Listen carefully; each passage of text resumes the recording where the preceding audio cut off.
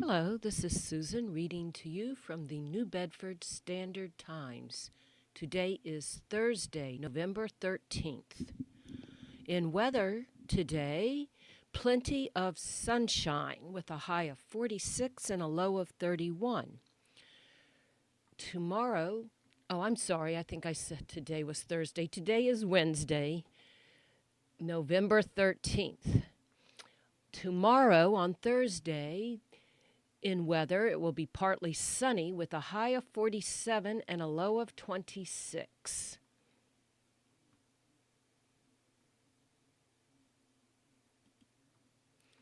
On the front page today, residents urged not to feed coyotes. Woman attacked in Dartmouth by Matthew Ferreira, The Standard Times, USA Today Network, Dartmouth. In the past 25 years, there have been only about 40 coyotes attacking humans, according to Mass wildlife biologist Stephen Wright, who spoke at Dartmouth Town Hall last week during an informational program on coyotes. Unfortunately, North Dartmouth resident Kathy Normore became one of those victims on September 14th while checking her mail in full daylight. Even more unfortunate is that care at Toby Hospital in Wareham determined she'd been exposed to rabies, leading to multiple rounds of preventative shots and subsequent health complications, according to Normore. My magnesium and potassium shots depleted, she said, of being admitted to St. Luke's Hospital in New Bedford for 6 days, about 2 weeks after the bite. A week after that discharge, Moore was back in the hospital again, this time at Charlton Memorial Hospital in Fall River via ambulance, she said, noting she'd suffered a heart attack back in January, heightening her risk factor for complications. I didn't move my arms or legs, she said, of what led to her last hospitalization, where providers determined her blood pressure had dropped dangerously low due to her magnesium levels. I stood up because I thought I was going to have another heart attack and got a massive concussion because I fell out of a wheelchair. Normore received her last round of shots on October 28, she said. As of now, I'm in the clear for rabies because I would have shown symptoms by now, Normore said. According to Dartmouth Public Health Director Chris Michaud, there have not been any additional potential rabies cases in town. Mass wildlife expert. Most coyote attacks on humans result from intentional feeding. At the October 29th presentation on coyotes at Dartmouth Town Hall, Wright explained how coyotes' widespread presence in Massachusetts and all over the U.S. is a relatively recent development. According to Wright, by around year 2000, all mainland Massachusetts communities had documented coyote presence. It's around this time that the coyote population was increasing very rapidly, so we likely have been at or near saturation level of maximum population for like the past 10 to 15 years now, Wright said. Even so, Wright said interactions such as the one described by Normore, who was at the presentation that night, are rare. In the past 7 or 8 years, there have been only 1 or 2 per year, with those numbers slightly higher in the past 3 years, being somewhere in the vicinity of 5 or 6, he said, of attacks on humans. According to Wright, the vast majority of those attacks are a result of intentional feeding. There are occasional situations that come up that involve a rabid animal, but the disproportionate number that involve intentional feeding really demonstrates why no one should feed wildlife. Intentional coyote feeding has been an issue at Allendale Country Club, Dartmouth residents say. According to one resident who said she and others in attendance live near Allendale Country Club at 1047 Allen Street, some Allendale Allendale golfers have been known to intentionally feed and even take selfies with coyotes while on the golf course. It's kind of a tough situation, these feeding situations like this, because it's not illegal to feed wildlife in Massachusetts, Wright said, noting his agency is aware of residents' concerns around Allendale. In response to the Standard Times inquiry, Allendale Country Club General Manager Samantha Lawson said the club has taken measures to address coyote issues. We've had signs up everywhere about the coyotes. We've had them on the beverage cart, the pro shop, the clubhouse. We've been in contact with animal control on a couple occasions. The town's aware of it, Lawson said on Thursday, also noting she's also been in contact with Mass Wildlife. Photos provided by Lawson show signage displaying messages like, "Don't feed the coyotes." Coyotes that are fed in residential areas can lose their fear of people and may eventually test humans and pets as possible prey. Lawson also mentioned on October 2nd, member meeting where refraining from coyote feeding was a topic, as well as active efforts by staff to shoo coyotes away. We have air horns we use to scare them off, Lawson said.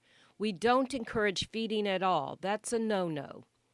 Michaud told the Standard Times, several officials of the town, including myself, have reached out to Allendale Country Club regarding coyotes.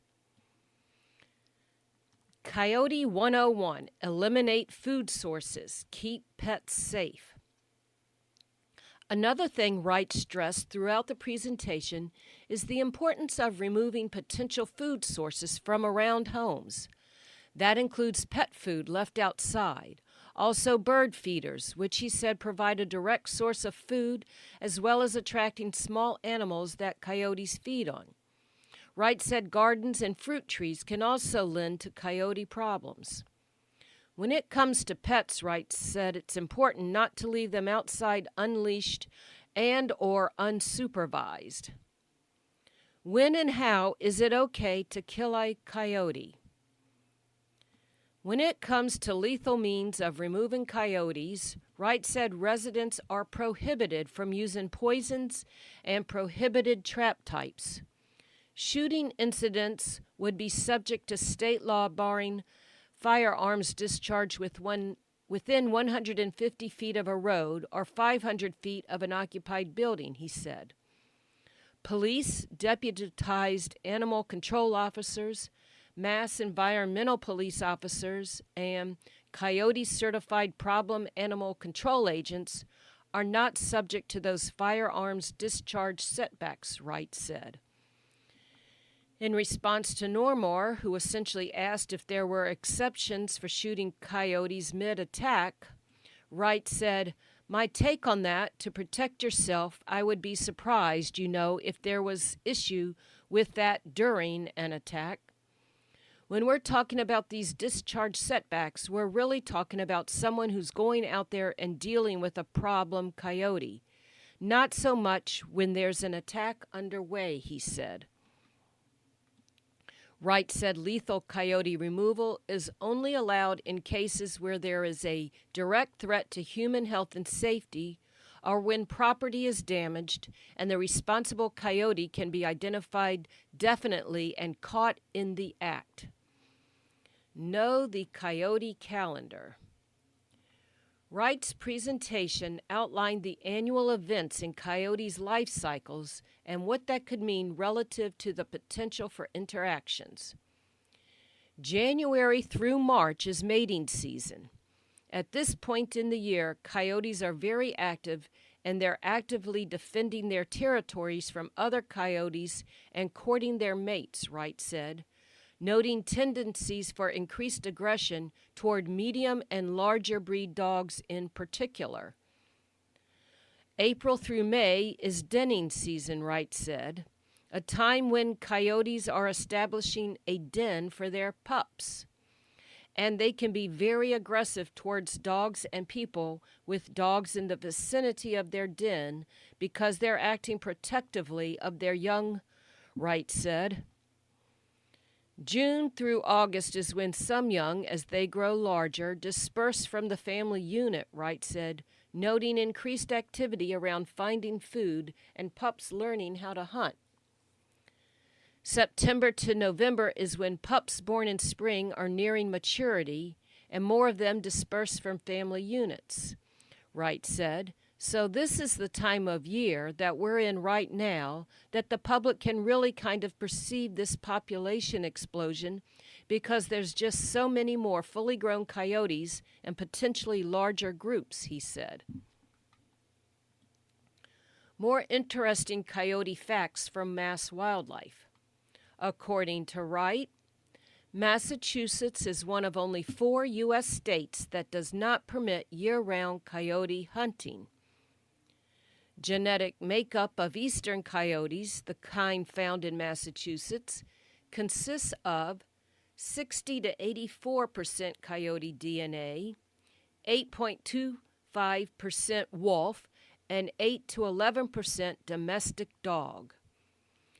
Mass Wildlife estimates Massachusetts' coyote population is between 9,500 to 11,500. And coyotes have been documented in all Massachusetts communities except for on the island of Nantucket.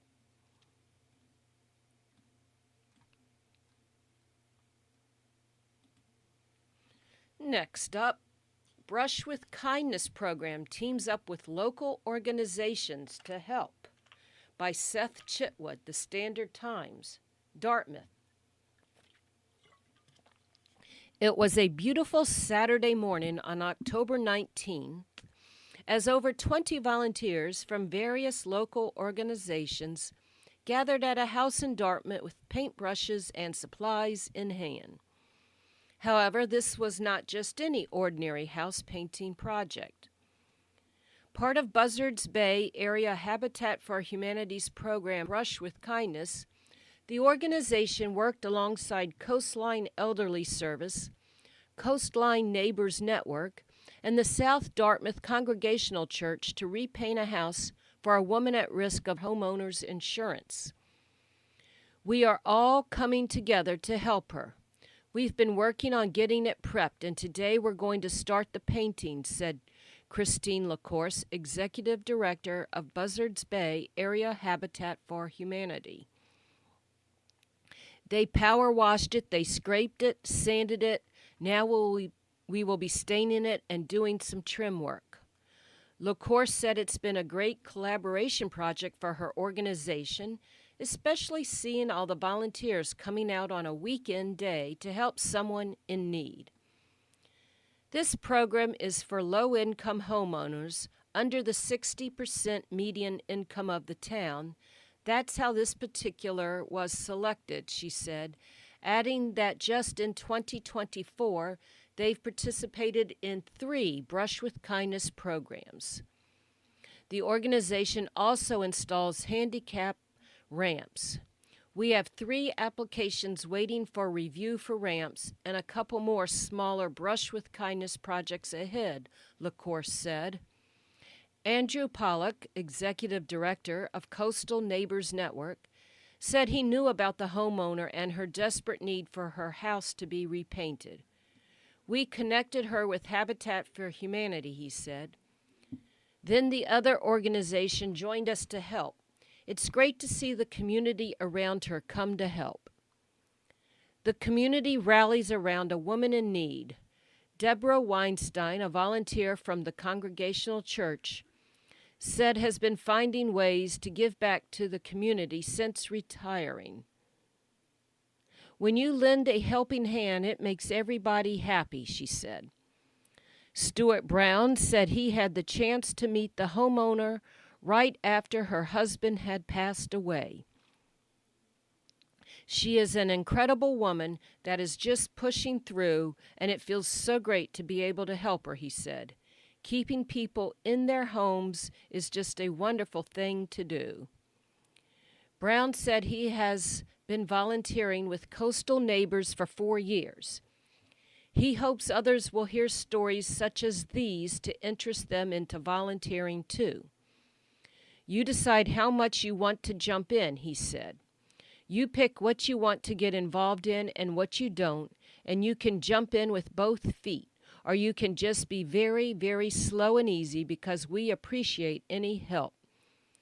Zach Boyer, planning director of Coastline, was also alongside volunteers staining the front of the house. I love to see everyone coming out to support a good cause and help the community, he said. We're always here and happy to help out.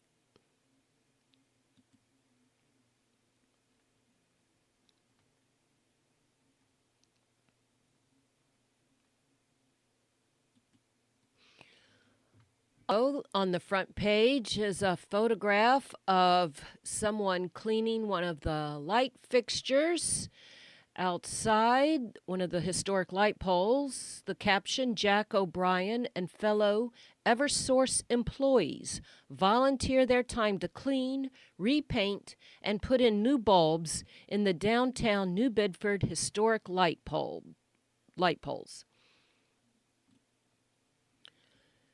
And with more photographs, Veterans Day Parade.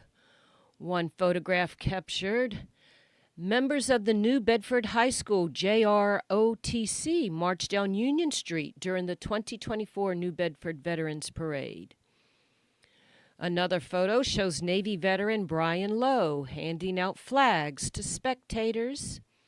And finally, Vietnam and Desert Storm Navy veteran Richard Waite marches down Union Street with fellow veterans. In another article, New Bedford invites local artisans for Made in Bedford, the Stand Times, New Bedford. The downtown area is gearing up for another special night on Thursday, November 14th. That would be tomorrow. This month's event, titled Made in NB, will showcase the talents and creations of local artists, makers, and businesses in a fun and festive atmosphere. The highlight of the evening will be the transformation of the former Freestone at 41 William Street into a pop artisan market featuring over a dozen vendors. The restaurant closed to the public on July 1st. Attendees can kick off their holiday shopping and support local businesses while browsing unique and handmade goods all over the downtown area. There will be a Glitter Witches tent offering temporary tattoos, and Seaport Sessions artist Matt Shimala will be performing indie rock favorites on his custom-built guitar. He will also have a different guitar on display for purchase. Food and drink options will be available outside in Carter's Clothing parking lot, including Ella's wood-fired pizza truck and ground floor coffee cart. For some added entertainment, statue, New Bedford Ballet, and festival theater performers welcoming market-goers and passer-by. Where to find other pop-up markets? Other pop-up markets can be found at Allison Wells Fine Art Gallery, Cummings Building, Gallery X, New Bedford Whaling Museum, the Drawing Room, and Kettle Black Gallery. Gallery, a temporary exhibit space at 1 Johnny K. Kill, will be featuring ceramists who use the ancient tradition of wood firing, including Chris Guston, a former professor at UMass Dartmouth.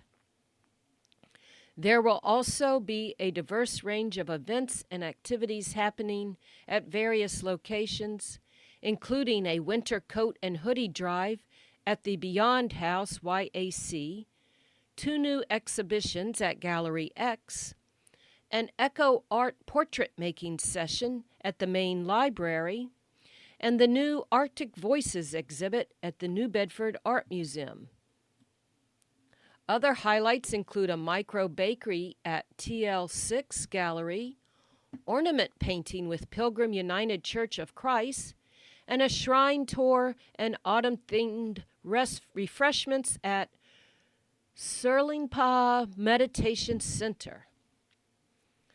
How to navigate AHA Nights in New Bedford. The event is made possible by the generous sponsorship of the New Bedford Tourism Office, Explore New Bedford. AHA nights are always free and open to the public, and museum galleries and shops will be open late. Free parking is available at the Elm Street and Zeiterion garages. For a complete list of events and updates, visit the AHA website. You can also find printed programs at the AHA Welcome Station at the Pop-Up Artisan Market, the New Bedford Whaling National Historical Park Visitor Center, and the New Bedford Free Public Library on the day of the event. And some news from the Providence Journal. Supply issue will force closing of journal production facility. By Jack Perry, the Providence Journal. Providence. The production facility that prints the Providence Journal will cease operations in March, resulting in the loss of 136 jobs and shifting the newspaper's printing to New Jersey, the Journal's owner, Gannett Company, said Tuesday. The decision to close our printing facility in Providence was prompted by an insurmountable supply chain issue, a company spokesperson said in a statement. The press utilizes specific plates produced by a single manufacturer who will be discontinuing their production, rendering our press inoperable. The 136 full and part-time employees affected by the closure are involved with the printing and packaging of the newspaper. Our commitment to the community is unwavering, and the staff at the Providence Journal will continue to provide readers with quality local content that matters most to them and to connect our valued advertising partners with the customers they want to reach, the spokesperson said. Eligible employees will be provided with severance packages, according to Gannett. The Kinsley Street Providence plant also prints USA Today and 9 other local Gannett newspapers. Their printing will shift to a Gannett plant in Auburn, Massachusetts. The move is not expected to significantly impact delivery, and subscribers will continue to receive their print editions on their current schedules. In 1987, the Providence Journal opened its $60 million production plant and began printing with a technology, flexography, that was new to newspapers, although the packaging industry had used it for about 6 decades. In relying on water-based rather than oil-based ink, flexography was considered better for the environment and cleaner for readers in that it wouldn't leave ink smudges on their fingers. Despite those and other perceived advances, flexography didn't catch on in the newspaper industry and replace offset printing as some expected. The English company that makes the printing plates for Providence's Flexo presses decided to stop making the plates because it wasn't cost-effective, since the Providence facility is its only remaining customer, according to Mike Nyland, Senior Director of Manufacturing, Gannett Publishing Services, New England. It is the only company that makes the plates, he said. We're stuck. It's been forced on us, Nyland said, noting that the Flexo printing system served us well for all these years. There's no way to retrofit it, and replacing a press is tens of millions of dollars, he said. In addition to the Providence Journal and USA Today, the following Gannett newspapers are printed at the facility: Worcester Telegram and Gazette, Brockton Enterprise, Cape Cod Times, Fall River Herald News, Metro West Daily News Sunday, New Bedford Standard Times, Newport Daily News, Norwich Bulletin, Quincy Patriot Ledger, and Taunton Gazette. The plant also has contracts to print the Boston Herald, the Hartford Courant, and the New York Daily News. It's a busy shop, Nyland said. "It's a sad day," he said. "We have a lot of very long-term employees. It's not obviously it's no reflection on their work, which has been excellent." The Providence Journal will work closely with Gannett's real estate team to determine next steps for the press facility. This transition will have no impact on the office space at 75 Fountain Street. Gannett's spokesperson said, "We deeply appreciate the many years of service our valued colleagues have dedicated to our Providence facility and the local community." And finally, in some sporting news, 13-year-old earns offer from UMass by Jason Snow, the Patriot Ledger, Hingham. Hudson Garrity was once asked by his trainer if he planned on doing homework after their throwing session. Garrity's answer was a clear-cut yes. After a speed workout at 3:30 p.m. and football practice at 5 p.m., of course. "That's just a day in the life for him," said Mike McCarthy, one of Garrity's trainers and founder of the M2 Quarterback Academy. "This 13-year-old football prospect from Hingham is already a step or two ahead of the game." Garrity's father, Mike, said upon heading to bed around 11:30 p.m., he once peeked into his son's room only to find the light on and Hudson motioning his passing release with a towel in hand, a popular drill performed by quarterbacks to stabilize posture while throwing downfield.